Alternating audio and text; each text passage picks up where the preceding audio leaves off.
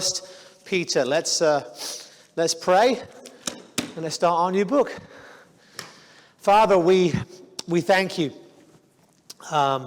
for your glorious word, a gift to us that never ceases to give. As we embark on this new journey through First and then Second Peter, Lord, may we be blessed. May our eyes be opened evermore to who you are and what you've done.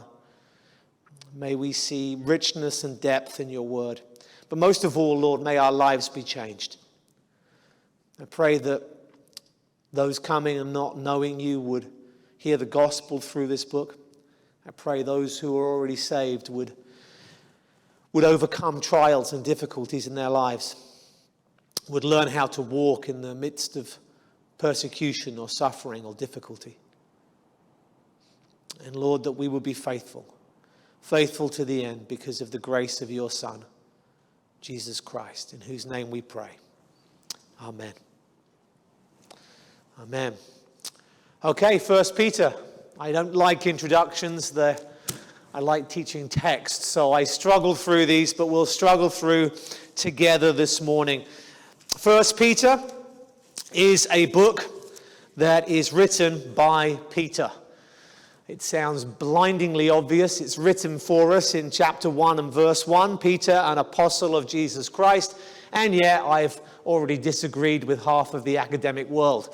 First Peter is a book that was adopted as being written by Peter by the very, very early church, and the early church fathers, that very, very early on, they were already quoting from this book. And there is no doubt, really, that this is a letter written by Peter. The problems typically come because 2 Peter is written very differently. Imagine that you have a friend who dropped out of school at age 14 and he writes you a letter. Imagine you have a second friend who did a PhD and they write you a letter. That's 1st and 2nd Peter, although the other way around. 1st Peter's the one that's written really well, and 2nd Peter's the one that's written very badly in the sense of language, in a purely literary sense.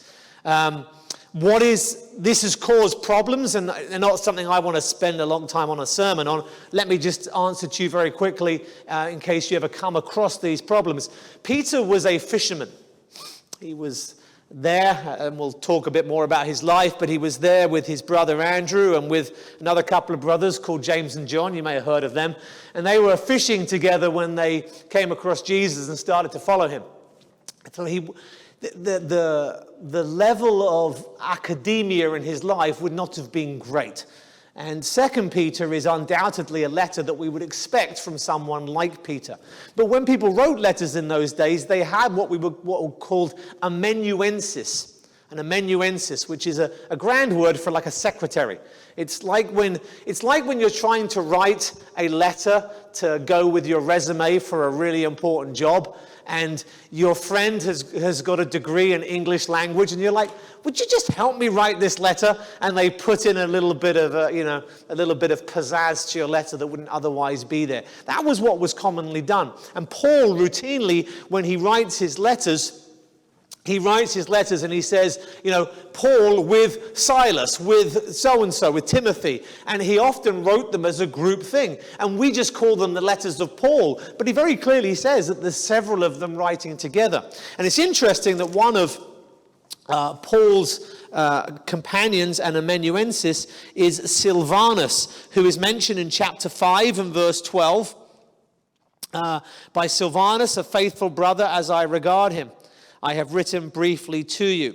So it says, by him I have written to you. And some people think that Silvanus was the amanuensis here. Others think that by him simply refers to him delivering the letter, and he certainly did that.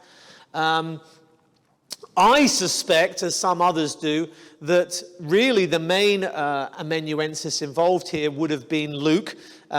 Very similar, this letter in its style, to Hebrews, that again I thought Luke wrote.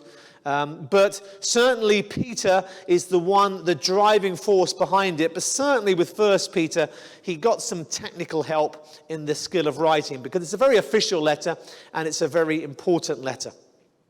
Now, having got that awkward stuff out of the way, let's talk about the more fun stuff. Peter, who was he?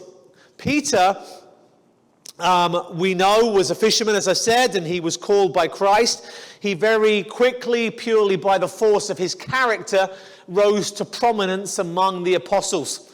He was the first one to declare Jesus the Messiah, and he was the one who walked on water before then sinking a little bit. But he was a powerful character, and he is the one that stands out. He stands out in moments of greatness, like with his declaration of the Messiahship of Jesus, and he stands out with his denials of Jesus at the time of the crucifixion. But there's one thing that Peter did that I want us to turn to Mark 8 that I think is particularly important for us to see. So if you turn with me briefly to Mark chapter 8. Many of you did Mark's Gospel with us in the evenings a while back, and this will be familiar to you.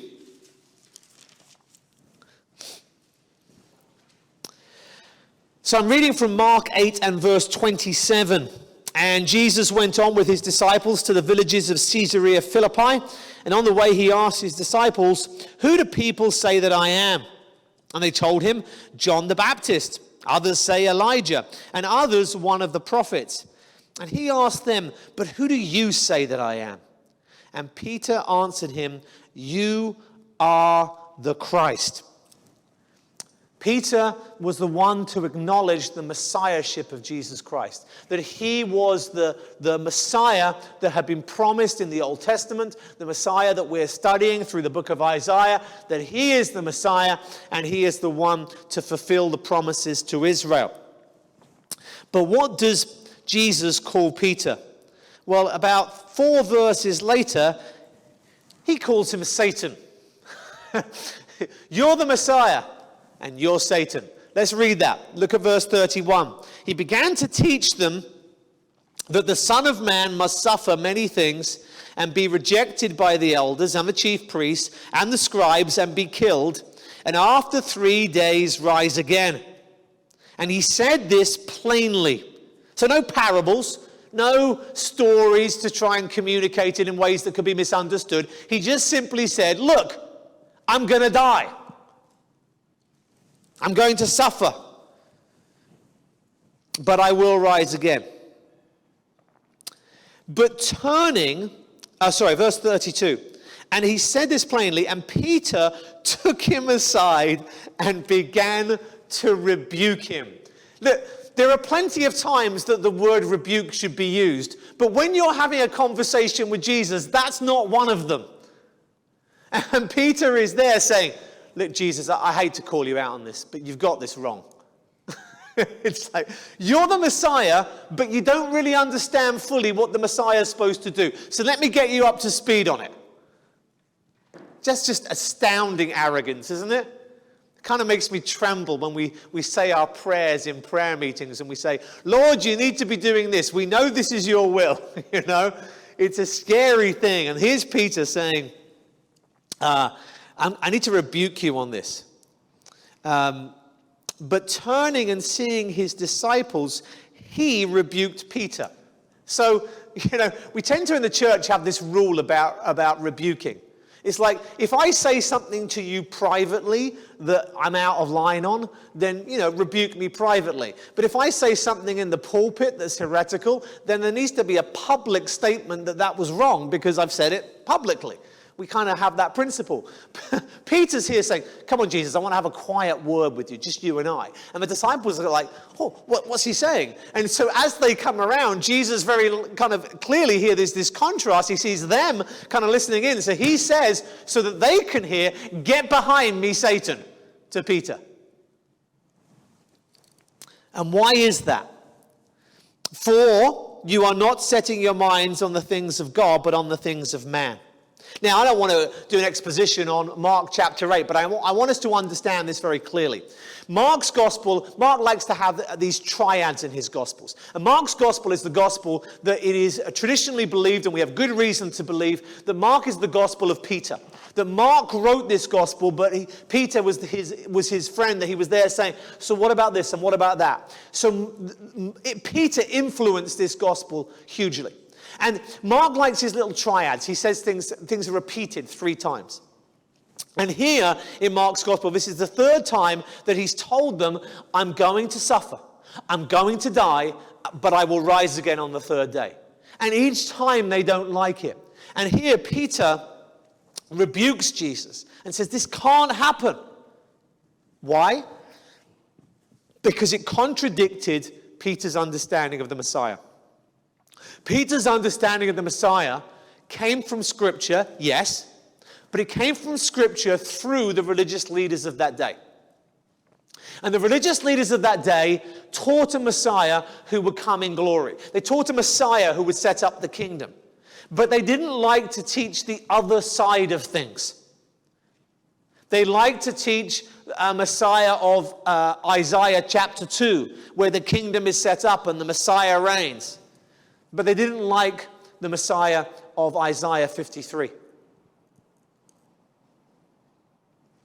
The suffering servant, the one who would die for his people. Now, so much so that in the era of that day, some rabbis taught of 2 Messiahs. Messiah ben David, the glorious Messiah, and Messiah ben Joseph, ironic, considering the name of Jesus' adopted earthly father. But they gave them these names, and Joseph didn't come from that. It wasn't prophetic. It came because of the suffering of Joseph, the righteous sufferer of Genesis.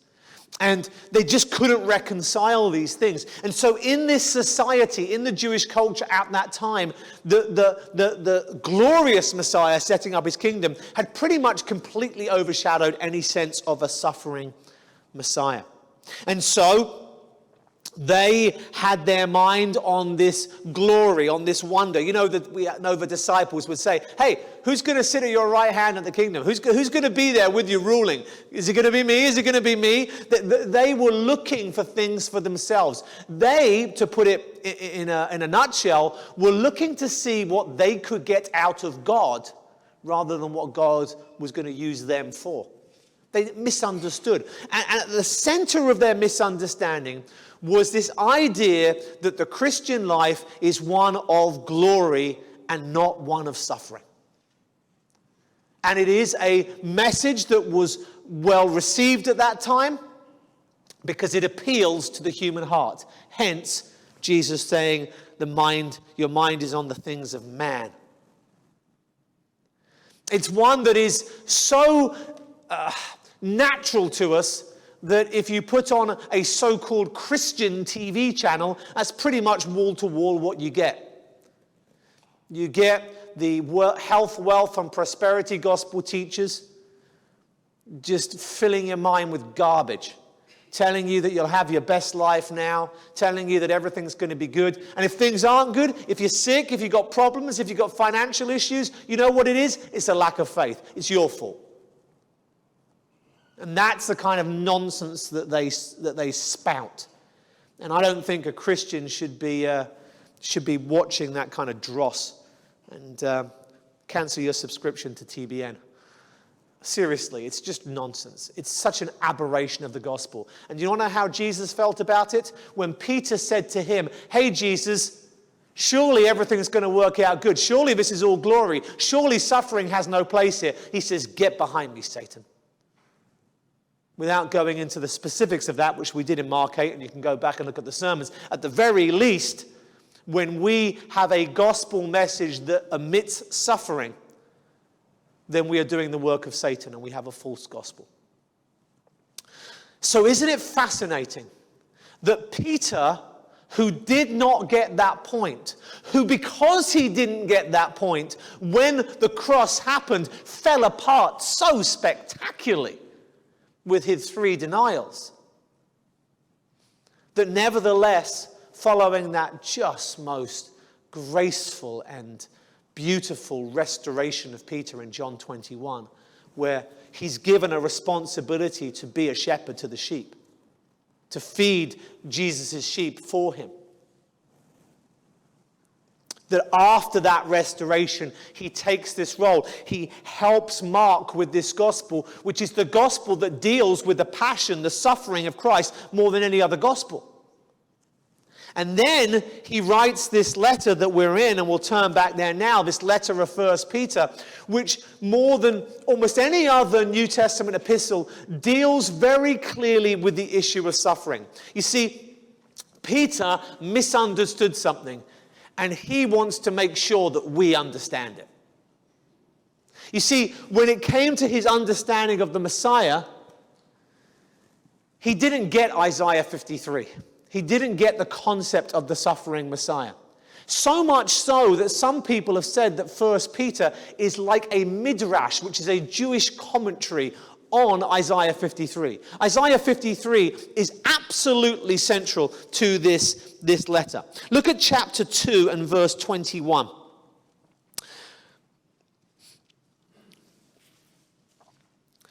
When he says in chapter 2, verse 21, he says, For to this, and by the way, in the context, and we'll get there when we get there, but this is the suffering. For this you have been called, because Christ also suffered for you, leaving you an example that you might follow in his steps. He committed no sin, neither was deceit found in his mouth. When he was reviled, he did not revile in return, and when he suffered, he did not threaten, but continued entrusting himself to him who judges justly. He himself bore our sins in his body on the tree, that we might die to sin and live to righteousness. By his wounds we have been healed. For you were like straying sheep, but have now returned to the shepherd and overseer of your souls. If you're familiar with Isaiah 53, you'll see all sorts of little literary nudges towards it there. And he clearly understood it. But look at verse 21. If you're going to follow Jesus, you're going to follow in his footsteps. And what's the example he led for you? It's one of suffering. You are not going to escape suffering as Christians. You simply won't. And Peter is going to tell us how we live in the midst of that. How we live in the midst of that. And so he writes this letter, and we'll talk a little bit more about introductory stuff as we go through. But he writes the letter, he says, to those who are elect exiles of the dispersion in Pontus, Galatia, Cappadocia, Asia, and Bithynia. Did I do that okay, Jen? The big joke here is that we always get Jen to do the Bible readings when there's lots of difficult names. She's very good at them. I'm not. But there we are. I think I got through them okay. And these places which you may not know, you may never have been on vacation there, they are places in Asia Minor, which is modern-day Turkey. It's an area that were predominantly churches where Paul had missions. Paul was a missionary to these regions. They were predominantly Gentile regions.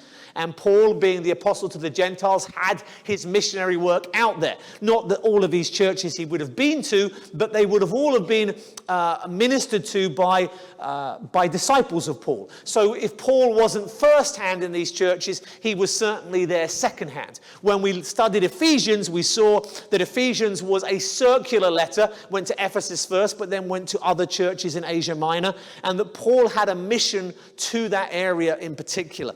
And so Peter is writing a letter, and we'll talk about these specific terms in a minute, but to a region that was a region of Asia Minor, modern-day Turkey, where Paul had done a lot of his missionary work. And that's not where the connection to Paul stops. If you were to read the letter of 1 Peter, and you were a student of the New Testament, and you never come across this particular letter, but you knew the rest of it really well, and you missed out the first word, Peter, and you just had to fill in the blank, an apostle of Jesus Christ, and then you read the rest of the letter, you say, easy, I got this one, it's Paul. This is the most Pauline epistle. It is oozing with Paul's writings and Paul's doctrine. It is a letter where it's not simply that someone writing this letter had a passing acquaintance with Paul. It's not simply that someone here would quote Paul occasionally, but this is a student of Paul. Now, that might be through Peter directly. It may well be through the amanuensis that he used, whether Luke or Silvanus. They were both working and missionary workers and disciples of Paul. But this is oozing with Paul. I mean, right from the beginning, when he says, those who are elect, chosen. I mean, that's the beginning of Ephesians right there. And we're going to be able to associate this with Paul's doctrine just constantly through this letter. Now, why is that important? Because I think it tells us a lot about what's going on here. Because we have a little contradiction coming up, initially, seemingly so. It says, to those who are elect or chosen, sojourners or exiles of the dispersion. The term dispersion is a term, and funnily enough, we're just kicking off in Isaiah 11 tonight, and we're going to see the concept of dispersion when dealing with the remnant in Isaiah 11. But dispersion is a phrase that elsewhere is used specifically of the Jewish people. It's a Jewish term. They are the dispersion. Not all Jews, but Jews who are outside the land, which for the bulk of the last 2,000 years has been pretty much all of them. But now with the land being able to return to the land, the term dispersion refers to those outside. So if you have a Jew today who lives in Jerusalem or Tel Aviv, then they are not of the dispersion. But if they live in New York City, then they're of the dispersion. But it's very much a Jewish phrase. So he's talking in Pauline terms, you're the elect. He's talking about them in Jewish terms, the dispersion, and yet he's writing to a predominantly Gentile area. It creates a bit of a conundrum. We know from Galatians chapter 2, verses 7 and 8, that while Paul was called specifically to be apostle to the Gentiles, that Peter was specifically apostle to the Jews.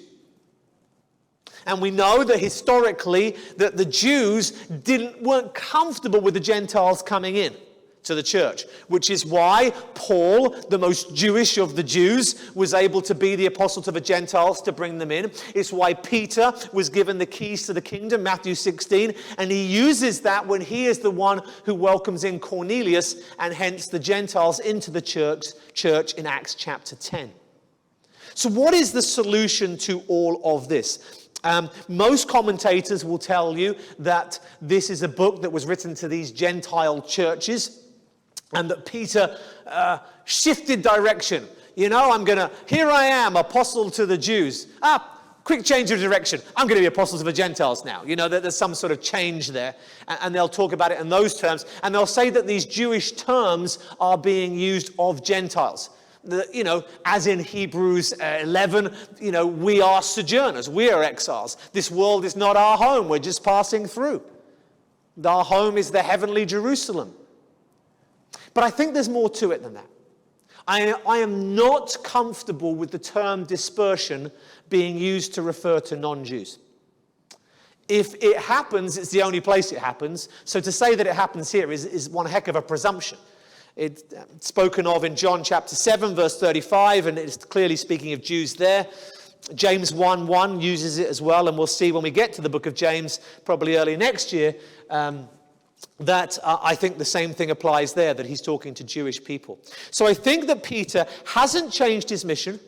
I think he's still writing to Jews. He's writing to Jews, and the term dispersion is a Jewish term, so I think he's writing to Jewish believers. They are exiles, and there's much commonality we have with them because we are exiles too. And I think the term sojourners or exiles here, it refers to them physically, they're outside the land, dispersion, and it refers to them spiritually in that they are spiritually exiles like we all are too. So I think that we have terms chosen. They were chosen as Jews, but they were chosen, Jews are the chosen people, but they were chosen as believers to believe as well. They are elect. And they're sojourners spiritually and physically, but this dispersion, I think, is very much a Jewish thing. So I think Peter is maintaining his ministry. He's writing to the Jews. He's writing to Jewish believers. But why is he writing to Jewish believers in a predominantly Gentile part of the world that was influenced and affected by Paul? The answer is the timing of this. The Apostle Paul was apostle to the Gentiles, and he died. He died in the early 60s AD. And when he died, there is a huge danger. What's the danger of Paul dying? Paul had it revealed to him uniquely. This is why he calls it a mystery. Remember, a mystery, those of you who were here for the wedding on yesterday, we talked about a mystery yesterday as well. But a mystery is something that was unrevealed in the Old Testament. It wasn't prophesied, but is now revealed in the New. Incredibly few mysteries in the Bible. Most of the New Testament is simply the Old Testament. It's just a constant stream of explanation of Old Testament prophecies and revelation expounded upon and expanded. But new revelation, very, very little. And what is fascinating is that one of the mysteries of the New Testament was the church. The church. That Paul knew from the Old Testament that Gentiles were always going to be saved. That's not a mystery. That Gentiles will be saved was not only clear in the Old Testament, but it was the whole point. That the Israel was supposed to be a light to the Gentiles. Not that they were much good at it. So, Paul understood that Gentiles were supposed to be saved. But what was new was that Paul understood that the Jew and the Gentile would come together into one body, the body of Christ. That a Gentile would no longer have to take upon himself the rite of circumcision, the 613 commandments of the Mosaic law. But a Jew could just come, a Gentile could just come to faith in Christ. A Jew could just come to faith in Christ without any of this rigmarole. And because the Jew who was already near and the Gentile who was far off can both come to Christ by faith, they come to Christ the same way. They are one body. And they are united with Christ equally. That was what was new. Now, a lot of the Jews didn't like that. They didn't like that at all. That's why we have Galatians. The Judaizers said, well, that's fine. You Gentiles can become Christians, but we need you circumcised still. And Paul says, that's another gospel. We're not having that. So when Paul dies, there is a danger that this one who has unified the church, unified the church. Remember Ephesians 4? That one body, one Father, one gospel, one Spirit. We are all united. We are one. The danger then is that someone with a more Jewish bent, as it were, would take the Jewish wing of the church away a bit and create a bit of division. And who was the main person in the Jewish church who Paul had to rebuke? He had to rebuke him because he was pandering to these Judaizers. It was Peter. Paul had to even rebuke Peter. So what is Peter going to do? Paul dies. Tradition tells us he was beheaded on the way to Rome to plead his case before Caesar. He was essentially going to the Supreme Court, but he never quite got there. They dealt with the case in advance by removing his head. What happens to Christianity? What happens to the believers? And what Peter does is he writes a letter to the churches, specifically to the Jewish believers in that church, and he basically, in this letter, is saying something really important. Paul was right. Paul was right. We are one body. And so he oozes this Pauline theology. All of Paul's thinking and writing comes through in this letter, because what Peter is doing is he's probably writing in about 64 AD, and he is unifying the church by saying, hey Jews, we're still all in this together. And that's going to come through in a lot of what he says. But he's basically giving his stamp of approval to the very man who had to rebuke him publicly. And that's a really profound thing to be happening here. So that's kind of what's going on here. Is that Peter, starting his letter in this very Pauline way, is is writing to Jewish believers in this book that is authenticating the gospel of Paul, in this book that is littered with Old Testament references. We're going to see, and I love that, so we're going to have lots of fun with that. But also is written at a time of persecution incoming. Now, a lot of people struggle because the massive persecution of Christians was actually like a generation further on. But there was persecution kicking off. In fact, about the time that Peter wrote this letter, probably it may well have been the thing that preempted the writing of the letter along with the death of Paul, was the time that Nero blamed the Christians for the burning of Rome. If you remember the old expression of fiddling while Rome burns, that was Nero. He was emperor, and while Rome was burning, he was fiddling away. But he had an answer for why this had happened, and the answer was Christians. Blame the already ostracized. It's a tactic that politicians use even to this very day. To blame the little people. And the Christians were the people of that day, and so the Christians got blamed. So persecution in its fullest extent hadn't really kicked in at this point, but it was coming. It was coming. Widespread persecution was coming. And so Peter, I think more than talking to people in the midst of persecution, are talking to a people who are going to get ready for persecution. It is commonly thought, and we'll deal with this by the time we get to chapter 5, that Peter was writing from Rome. I'm not 100% convinced, but we'll look at that when we hit chapter 5. But Peter was writing from a place where persecution had kicked off. Once Nero blamed the Christians were kind of open warfare on them to some degree. Nero famously used Christians as candles. He would take Christians and tar them and put them on posts in his garden and light them and use them to light his garden at night. Pretty intense kind of stuff. Nothing that we will probably see in our lifetime, hopefully. But persecution took a lot longer to get out to Asia Minor, but Peter didn't know when. Peter didn't know how long it was going to be, and he was ministering to these people and saying to them things that they needed to hear to be ready. One of the tragedies of my life is that my understanding of a doctrine of suffering wasn't sufficiently pronounced at the time that my greatest suffering begun. I had to learn the hard way. And one of the things I look back on in my life now, and one of the things I really hope to give to you in ministry, is you will suffer, and I want you to be ready.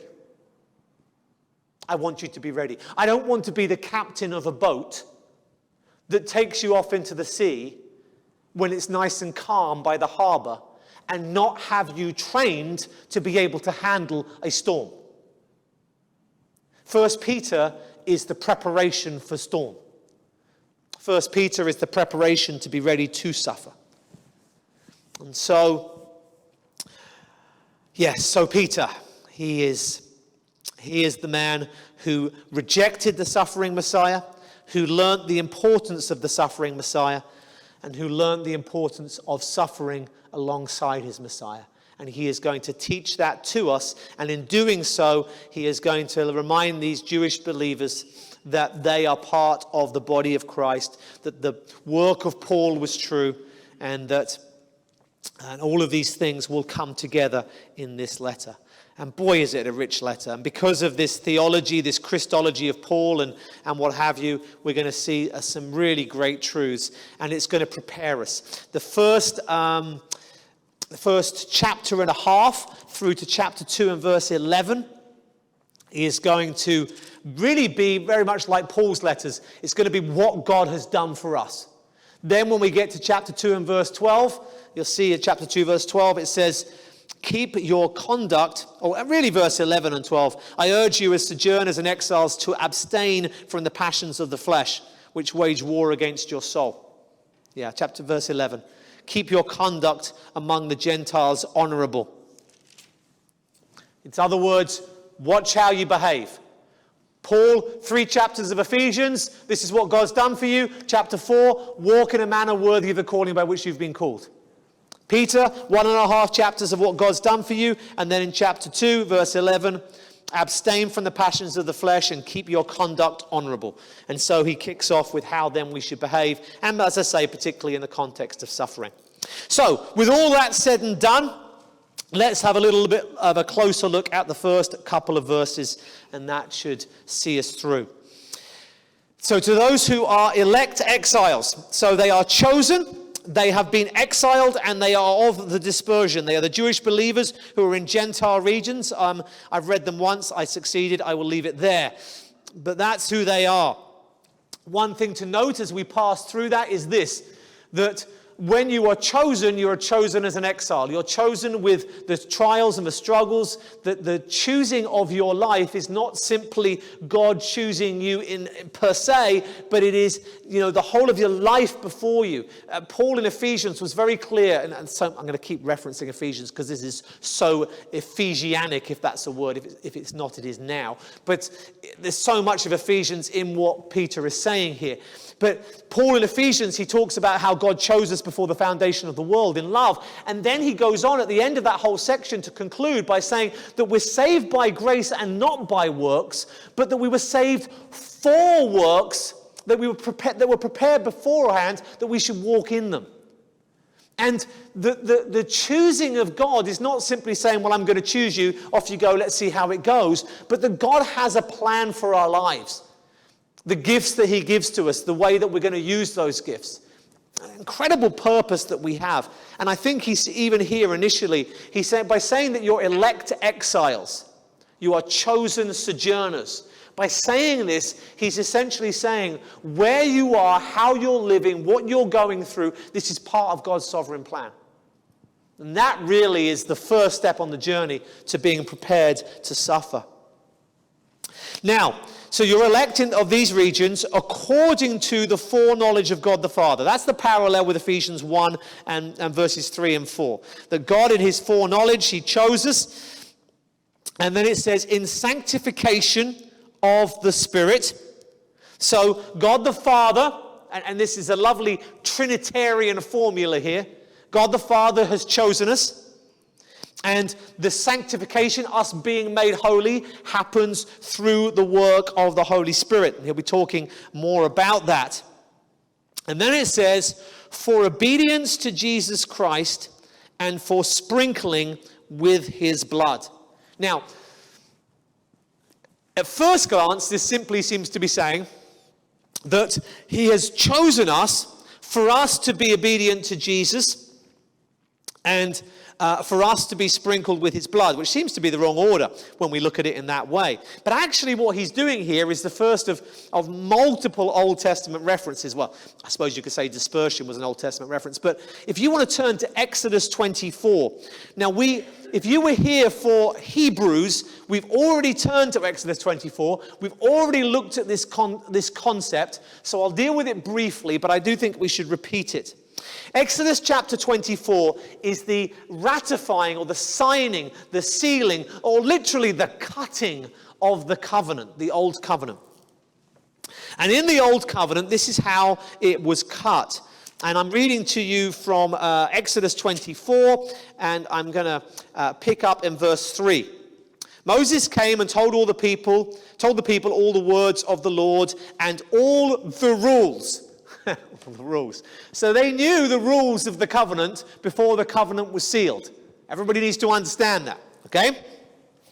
And all the people answered with one voice and said, all the words that Yahweh has spoken, we will do. So God says, here's your rules. You want to have a covenant? Here's your rules. Here are the requirements of the covenant. And they said, yep, that's what we're going to do. And we look at that and knowing the history of Israel, and we probably cringe a little bit. I often tell the story of teaching at a Bible college with lots of young teenagers and watching them all say, we're going to follow you, Jesus, in worship. We're going to follow you wherever you lead. And you just know, they have got no idea what they're committing to. Kind of like the wedding yesterday. You try and prepare James and Jessica as best we could, but better or worse, richer or poorer, sickness or health. You've got no idea, guys, what you're getting yourselves into. No idea. So you try and give them an idea as best you can, but I don't know what they're going to be in for either. I don't know what worse looks like for them. I don't know what particular sickness or trials or difficulties they're going to endure. But what they were doing was signing up for a covenant with the rules, as it were, the non-negotiable nature of covenant before them, and they're saying, we don't know what this is going to mean, but we are going to do it. And that's what we do when we come to Christ. We say, I'm going to follow you, Jesus. And in our naive Christian childhood, we're like, yeah, I'm going to follow Jesus. Those new believers in their honeymoon period, you got to love them. They're kind of like, we got a little kitten in our house right now. And having a little kitten running around, where's all this life come from, All this enthusiasm and energy. And young Christian kittens are like that, aren't they? They're jumping around saying, yeah, Jesus, and all of this. And you're just like, okay, let's see what happens. Let's see what happens when drought comes, when trial comes, when weeds and thorns grow up around them. Let's see what happens when life goes on. Let's see what's here then. Let's see if they will follow. And here, the Israelites are there saying, we're going to do this. We're going to keep your laws. And so the commitment to obedience was part of the cutting of the covenant. They are saying, we're going to do this. We're going to live this way. And what does God do?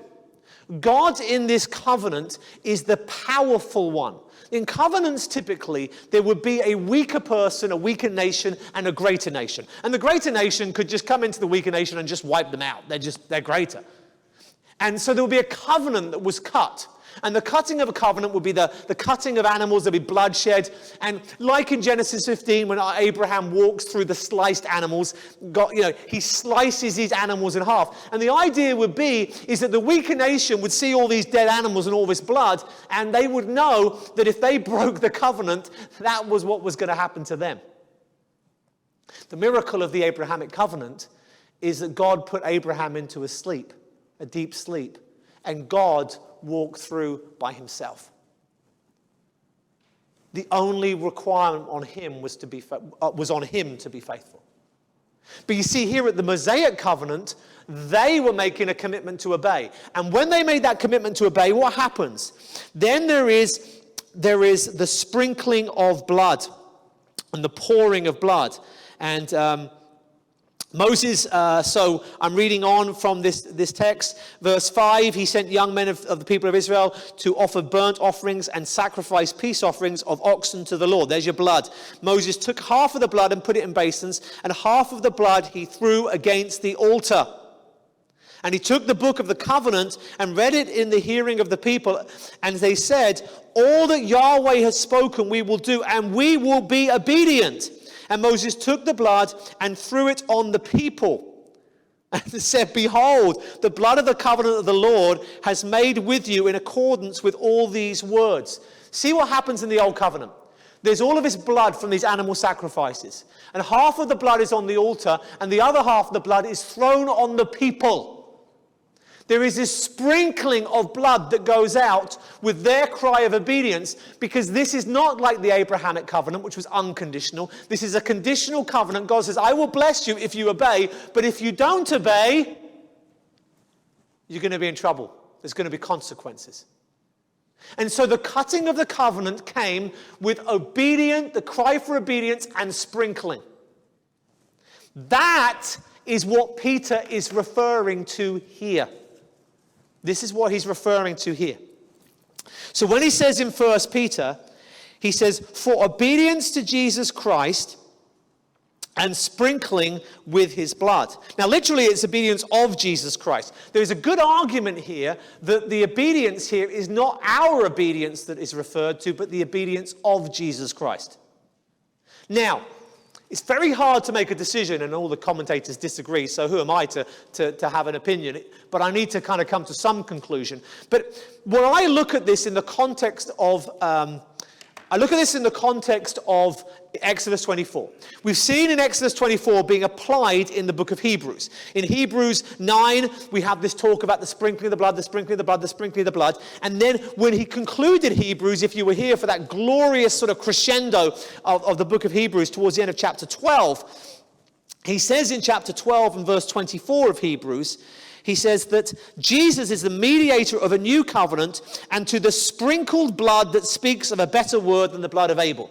So in the old covenant, the blood was put on the altar. In the new covenant, the blood was the blood of the new covenant sacrifice, that is Jesus Christ. And his blood was sprinkled in the heavenly tabernacle at the altar in heaven. So Christ dies and is buried and he rises from the dead and he ascends to heaven, and his blood is sprinkled on the altar. And the covenant, the new covenant sacrifice, is cut with the blood of an animal sacrifice, but the animal is the pure, spotless lamb of Jesus Christ. That's the new covenant. So Hebrews has shown us that the parallels with the Exodus 24 and the new covenant in the book of Hebrews. Now, Peter is talking to Jewish believers who are at a similar kind of time, who are under the new covenant, and he's making a similar point. He's saying here that the covenant comes with obedience and sprinkling. Now, I would suggest to you that I don't agree with the translation, the obedience to Jesus Christ. I get that in the immediate context there is talk of sanctification by the Holy Spirit, and we think of sanctification in the sense of us living holy lives and us being obedient. And the book is going to talk about that. But the basis of our obedience is the obedience of Christ. Be holy as I am holy, Peter will quote later in the book. The basis of us living holy lives is the holiness of Jesus Christ. The basis of us being obedient is the obedience of Jesus Christ. Now, if you understand that when you see obedience and sprinkling side by side, you've got a reference to Exodus 24 and the Old Covenant, then in Exodus 24, who is the one who has to be obedient? It's the people, because it was a conditional covenant. But in the New Covenant, who is the one that has to be obedient for the covenant to be maintained? It's Jesus Christ. It's not us. Now, does that mean that therefore we can go and do whatever we like and we don't have to be obedient? No. And you cannot read the book of Peter and think that even for half a second. He's going to decimate that idea before we get out of the first chapter, first half of the first chapter. But the basis of us living holy lives, this sanctification that happens in the Spirit, it happens because we have a covenant with God. And that covenant is precipitated? I think that's the right way to say it. Thank you, English teacher nodding. On these same two things, obedience and the sprinkling of blood. The sprinkling of blood in the Old Covenant, half of it was at the altar, God's requirement, and half of it was on the people. In the New Covenant, all of the blood goes to the altar in heaven. In the New Covenant, the basis of the maintaining of the New Covenant is the faithful obedience of Jesus Christ, even unto death, and death on a cross. Is that not important for us to get that right? Because you know what? If the New Covenant is based on my obedience, I am screwed. Quite frankly, I might as well give up now. But you see, the fact that this covenant is unbreakable, the fact that I know that nothing will separate me from the love of God, is based on the obedience of Jesus Christ. And that's why I come to the conclusion, because of the context of Exodus 24 that he's referring here, that what he's saying is that you are elect, you exiles in the dispersion. You're elect because God determined it through his foreknowledge. You're elect because the Spirit has made you holy. And how has the Spirit made you holy? Because of the obedience and the sacrifice of Jesus Christ. What a Trinitarian gospel in a little nugget we have in these first two verses. God the Father chooses us. God the Son makes it possible for God the Spirit to apply that salvation to us and to declare us to be holy. There's the gospel in a nugget. in those little verses. No wonder he says at the end of that, may grace and peace be multiplied to you. Friends, that is grace right there. And so as we start our journey through 1 Peter, which I am really looking forward to, as we start our journey through, we're going to see Pauline theology. We're going to see rich Christology. Who is Christ? What has he done? What has he accomplished? We're going to be turning to Isaiah 53 multiple times to see how he teaches us from Isaiah 53 and lots of other Old Testament books as well. But all of this is to prepare us, to strengthen our faith so that when we are in the midst of trials and sufferings, that we, like our Lord and Savior, are obedient to God. You know, I touched on this briefly when I preached on lament a few weeks back, but let me just say it one more time. There is a danger in the church that suffering and struggling people don't get to do what all the lamenters of the Bible did, which is acknowledge their pain, acknowledge their trials, acknowledge their suffering, sometimes in brutal terminology. We as Christians are uncomfortable with that. And that's why I preached on the ABCs of lament, the alphabet of lament, because I wanted to emphasize that A more than anything else, that we have to acknowledge our pain. We don't want to just say to people, oh, well, here's a few Bible verses, chin up, off you go. There needs to be a place for weeping and mourning and the acknowledgement of our sin. But you see, as we went on through that alphabet, we got to D. We acknowledged our pain and our suffering. We beheld God, who is sovereign, and we cried out to him, C. And then D was we do what's right. And we, EF, endure faithfully. And you see, the church is failing in letting people acknowledge their sin. But the danger is that we don't go too far the other way. So acknowledge their pain. The danger is we don't go too far the other way, and we so embrace the acknowledgement of our pain that it becomes an excuse to stumble. Let me say this as I think a fitting conclusion to the introduction of this book. Suffering will prove you and make you. It will prove and show who you really were in the good times. Because quite frankly, we can all fake it when everything's going well. When you're happy and, you know, your spouse thinks you're the most wonderful person on the planet, and, you wake up in the morning and the daisies are blooming and, someone's playing a harp in the background and everything's just wonderful in the world, then you can fake it. You can, I'll follow you, Jesus, and it bothers me greatly that so many contemporary churches create an environment in the music and in everything else where it's just so easy to be drawn emotionally and say, yeah, Jesus, I'm all about you, I'm going to follow you and what have you. And you know what? That's great. I have no problem with that. But we have to recognize it for what it is, which is emotional isolation. It is the emotions of worship isolated from the realities of life. And once trials come, you get to see how mature or otherwise you were. And I didn't realize how badly I sucked. I knew I sucked, but I didn't realize how badly I sucked until my life got really, really difficult. And then I saw weaknesses I hadn't seen. I saw the effect, the impact of failings that I hadn't corrected. But you see, then what suffering can also do, as well as showing who you are, is it can make you who you are, or who you will be. How you deal with suffering is going to directly impact your future almost more than anything else. God is going to mature you through these trials. We saw this in Hebrews 12, that the discipline of God is the maturing of God to make you be the person he wants you to be. So what do you do when you have trials and struggles?